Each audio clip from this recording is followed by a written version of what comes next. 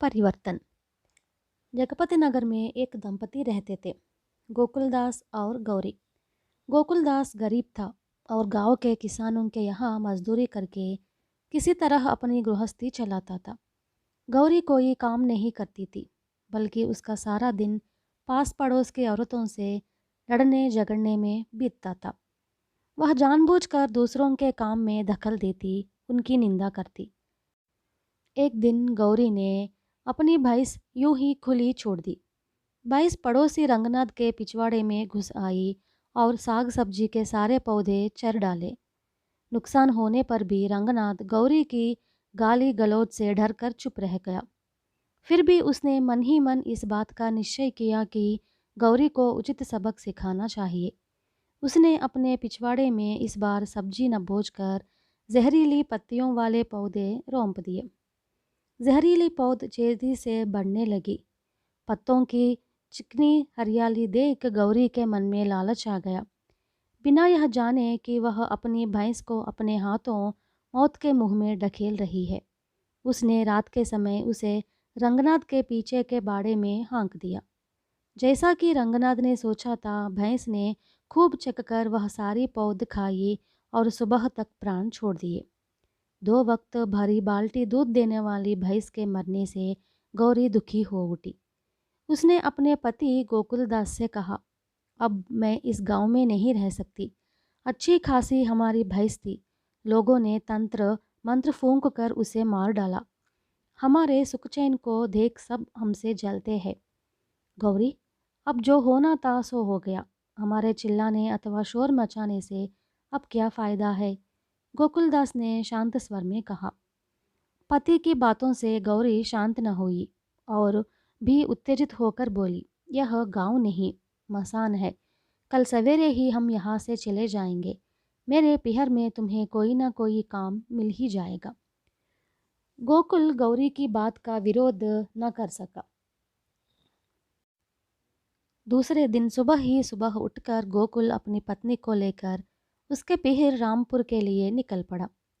जब ये दोनों अपने गांव के तालाब के पास से गुजर रहे थे, तो इन्होंने रमाकांत मछुआरे को मछलियां पकड़ते देखा।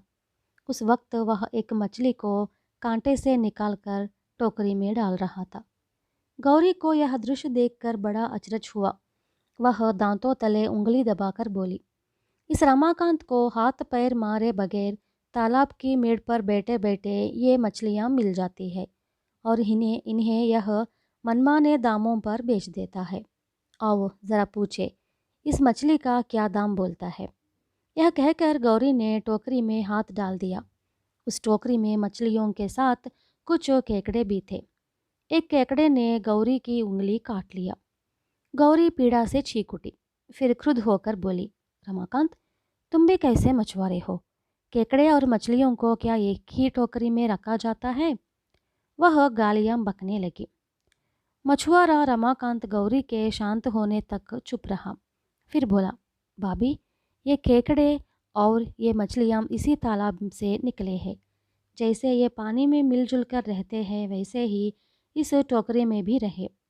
और मैं तो सच कहूँगा, अगर तालाब में ये मछलियाँ मुंह बंद कर रहती और शिकार के लालच में ना पड़ती, तो आज इन्हें अपनी जान से हाथ न धोना पड़ता। तालाब में ये आराम से रहती। अच्छा, तुम अपनी मछलियों की कहानी बंद करो। मेरी उंगली को केकड़े ने कैसे काटा? गौरी ने पूछा। रमाकांत मुस्कुराकर बोला, कुछ लोगों का स्वभाव ही ऐसा होता है कि वे दूसरों से छेड़खानी कर झगड़ा मोल लेते हैं। केकड़े का स्वभाव भी कुछ ऐसा ही है। वह चाहे पानी में रहे या बाहर, उसका गुण बदलता नहीं। फिर भी मेरी बात सुनो, तुमने टोकरी में हाथ डालकर उसे उस्काया क्यों? गोकुलदास अपने गांव को छोड़ना नहीं चाहता था। केवल गौरी की बात रखने के लिए वह घर से निकल पड़ा था। अब उसे मौका मिला तो उसने गौरी को समझाने के लिए कहा, अपने रमाकांत भैया ने जो कहा सच है। क्या तुमने उसकी बातों के मर्म को समझा? जब तक केकड़े की तरह हमारा स्वभाव है, हम चाहे गजपति नगर में रहे या रामपुर में, हमें यही भुगतना पड़ेगा। तुमने केकड़े को छेड़ दिया, इसलिए उसने तुम्हारी उंगली में मुँह मार दिया। बोलो, यही हुआ है ना? और नहीं तो क्या हुआ है? देखो, अभी तक मेरी उंगली में दर्द है, गौरी बोली। रमाकांत की सारी बातों का मतलब है आप भला जग भला।